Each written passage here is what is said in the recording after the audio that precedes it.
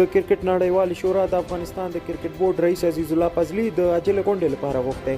دغه غونډه د ICC لخوا د افغانستان د کرکټ په اړه برخلیک ټاکونکې غونډه ګڼل شوې، خو دا چې د دغې غونډې اصلي موضوع څه ده بشپړ راپور په دغه ویډیو کې وګورئ. د ویډیو له پیله وړاندې له تاسو لیدونکو هیله مند یم چې د تازه خبرونو سپینوي لپاره زموږ چینل سبسکرایب کړئ. د افغانستان د کرکټ بورډ عمومي رئیس عزیز الله فضلي د کرکټ د نړیوال شورا لخوا د عاجله غونډې لپاره ورغوښتل شوی. د ICC لخوا د فضلي غوښتنه په داسې وخت کې مطرح کیږي چې د افغانستان کرکټ بورډ کې حالت ګډوډ دی او د نوي حکومت د دوو ډلو ترمنځ د کرکټ بورډ د ریاست پر سر جنجالونه دوام لري او په عین وخت کې د کرکټ د نړیوال شورا له لوري د افغانستان د بشپړ غړیتوب د لغوه کولو ګنګوسې زیاتې شوي دي.